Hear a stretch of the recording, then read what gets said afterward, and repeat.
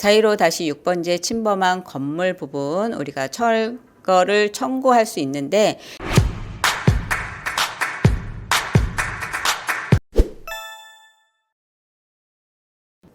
안녕하세요. 루안 센트럴 부동산 TV 한명아입니다. 오늘 제가 저번 주에 경매에 참가해서 낙찰받은 경매 건에 대해서 오늘 영상 올려드릴까 합니다. 이 낙찰건에 대해서 장소와 권리 분석, 절차 분석, 그 다음에 수익성 대책까지 이렇게 오늘 영상으로 다뤄볼까 합니다. 앞으로 영상으로 다루어지는 경매 물건에 대해서는 이 물건이 좋다, 이 물건에 들어오시려고 하시면 어서 들어오세요 라는 광고성이라기보다는 경매가 낙찰이 돼서 이 물건이 경매가 얼마에 낙찰이 됐는데 이 물건의 권리 분석은 어떻고 절차 분석은 어떻습니다 라고 하는 후일담 형식으로 영상을 다뤄볼까 합니다. 앞으로 진행하게 될 경매 물건에 대해서 영상을 올려드린다고 하면 자칫 그 물건에 들어가려고 하시는 분들이 사람들이 많이 몰려서 본의 아니게 민폐를 끼치게 되는 경향들이 있을 것 같아서 이런 것들은 좀 자제하고, 손님이나 제가 경매 물건에 참가해서 경매 물건에 낙찰이 됐거나 아니면 떨어졌거나 어떻게 해서 떨어졌고 어떻게 해서 낙찰이 됐고 이 물건에 대해서 어떻게 해서 들어가게 됐는지 권리 분석, 절차 분석, 수익성 대책까지 이런 부분에 대해서 설명을 드려볼까 합니다.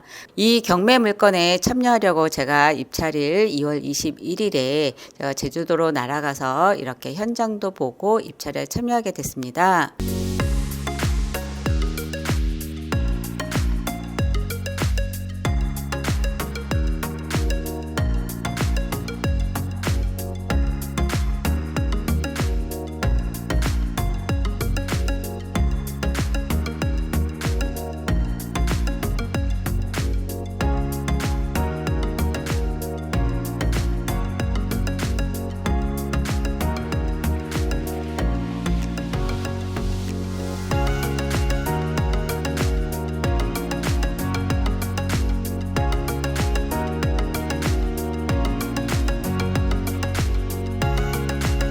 경매 덕분에 오랜만에 제주도에 오니까 제주 바람도 더 새롭고 제가 낙찰받아 매수자가 되니 굉장히 기분 좋고 뜻깊은 하루를 보냈다고 볼 수 있습니다. 아까 말씀드렸듯이 이 물건은 2월 28일 매각 허가 결정이 됐기 때문에 이제 영상으로 남겨도 되겠다 싶어서 기록으로 남겨볼까 합니다.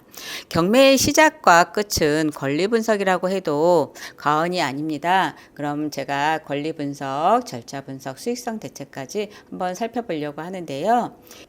우선 이 물건을 살펴보면 제주시 한림읍 월령리에 있는 토지입니다. 건물은 매각에서 제외되고 토지만 매각이 되는 물건이고요.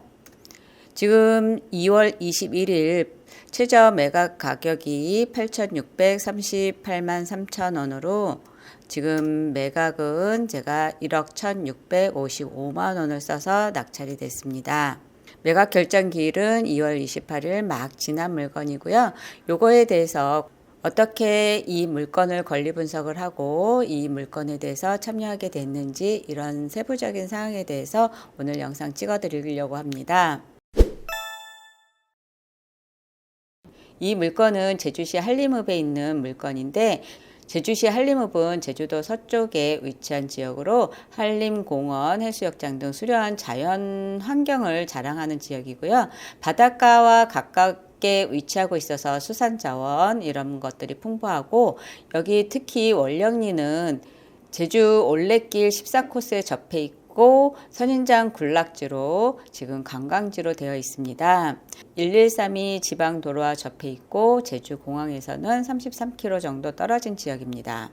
물건 분석 한번 해볼 건데요. 목적물 분석 한번 해보면 제주시 한림읍 월령리 415-6번지하고 415-1번지하고 두 필지에 경매가 나왔는데, 도로에 접해 있고 차량 접근이 가능하고 제방 간선도로 상황 보통인 거고요. 월령 포구 남쪽에 위치해 있습니다. 권리 분석으로 지금 등기부를 본다고 하면 1988년 6월 30일 지금의 소유자가 소유권 이전 매매를 했고요. 2011년 11월 19일 자녀분으로 보이는 분이 소유권 이전, 그러니까 증여가 됐습니다. 그래서 요 증여된 번지로는 415번지였고 2011년 증여를 하면서 농협으로부터 근저당과 지상권, 담보지상권이 설정된 걸로 보여지고 있습니다. 2016년 JM 캐피탈 대부에서 근저당 설정되어 있었고요. 2017년 또 다른 근저당 설정이 되어 있는데 이 근저당은 2020년 4월 6일 확정 채권 양도로 해서 근저당권자가 우리 인베스트 대부로 바뀌었습니다. 17년 9월 달 토지 분할이 됐습니다. 415번지에서 415-1과 415-6번지로 토지 분할이 되었는데요. 이 토지 분할된 배경에 대해서는 조금 이따가 다시 설명해 드리도록 하겠습니다. 그래서 415-1번지가 179제곱미터 중 37제곱미터 약 11평 정도가 분할이 됐는데 이렇게 분할되게 된 배경은 최소 분할 면적보다 안 되는 면적으로 분할됐는데 이 분할된 면적에 대해서 아니면 분할된 목적에 대해서 잠깐 이따가 설명해 드릴 거고요. 22년 7월 26일 우리 인베스트 대부에서 이미 경매 개시 결정된 물건입니다. 절차 분석해보면 2011년 12월 농협협동조합 중앙회로부터 근저당과 지상권 설정되어 있는데요. 이 지상권은 담보 제공을 목적으로 한 지상권이기 때문에 채권이 만족하게 되면 말소 촉탁 등기 대상이 되기 때문에 이 지상권은 문제가 되지 않고, 그리고 지금 이 농협협동조합의 채권 최고액 2,800만 원 설정되어 있는 게 말소 기준 권리가 됩니다. 이 해당 토지의 또 하나의 문제는 인접 토지 원령리 417에 위치한 144.5제곱미터 경량철 골조 강판 지붕으로 건물된 제시의 건물이 법정 지상권 여부가 문제시되고 있는데요. 이 부분 우리가 한번 살펴본다고 하면 이 경매 물건에 문제가 되는 법정 지상권, 아까 농협의 지상권은 말소 촉탁 대상이 되는 지상권입니다 라고 하는 부분, 이 부분은 해결이 됐고요. 그 다음에 지금 인접 토지에서 우리 토지로 침범된 415-6번지에 침범된 이 건물이 관습법상 법정 지상권이 문제가 되는지 안 되는지 이 여부가 가장 큰 관건이었는데요. 이 관습법상 법정 지상권이 문제가 되지 않는 걸로 확인을 했습니다. 그 이유에 대해서 설명을 한번 해본다고 하면 이 417번지의 건물 소유자는 이 땅의 소유자로부터 임대를 받았거나 허락을 받아서 지상 건물을 증축을 했습니다. 허가는 2004년도에 허가를 했고 착공 및 사용 승인은 2005년도에 했는데요. 그 건물의 일부가 415-1번지의 토지를 침범하고 건축이 된 거기 때문에 보존 등기는 할 수 없었을 것으로 추정하고 있습니다.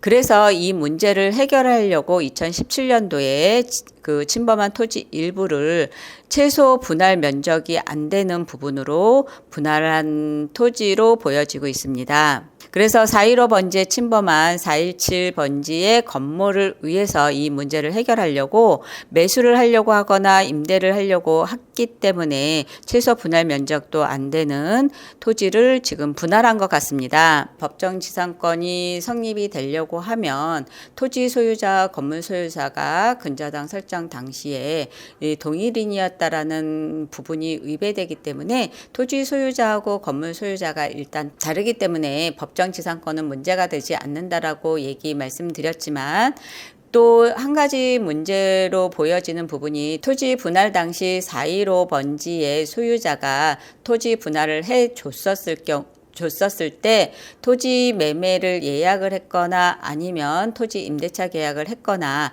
이런 문제점이 있을 수 있는데 이 부분은 우리가 염려하지 않아도 되는 부분이 우리가 토지 임대차 계약을 설령 작성을 했다라고 하더라도 실제로 등기되지 않은 상황이기 때문에 이 낙찰자에게 지금 토지 임대차 계약서로는 낙찰자에게 대항할 수 없습니다. 그래서 이런 부분이 있기 때문에 안심하고 이 물건에 우리가 경매를 낙찰받기로 결정을 했습니다.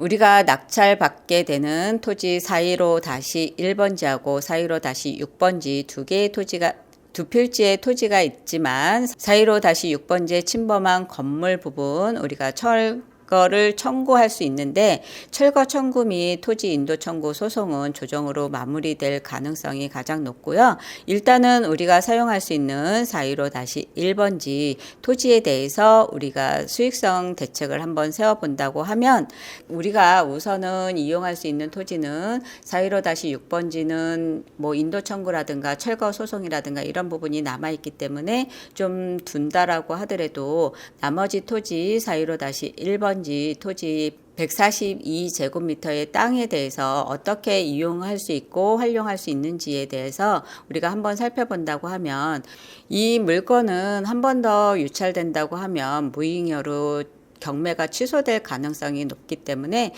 이번에 3회차에 들어가기로 결정을 했습니다. 그러면 얼마에 들어갈 것인지에 대한 부분이 남아있는데요. 이 물건의 최저 매각 가격은 8,600만 원이었습니다. 하지만 이 옆에 417번지의 토지 소유자라든가 침범된 건물을 위해서라도 여러 사람들이 들어올 것으로 예상되기 때문에 이보다 조금 더 높은 금액으로 쓰기로 결정을 했고요. 그래서 조금 더 안정된 가격으로 낙찰받기 위해서 1억 원을 조금 상회하는 1억 1,600만 원에 우리는 입찰에 참여했고 차순위 매수자 1억 700만 원보다 약 900만 원 더 높은 가격으로 우리가 매수자가 됐습니다. 우리가 이 토지로 활용할 수 있는 부분을 살펴본다고 하면 이 토지는 제주시 조례에 의하면 자연 취락지구로 건폐율 50%, 용적률 100%로 근린생활시설을 지을 수 있는 해안도로에 인접한 삼각형 모양의 토지입니다.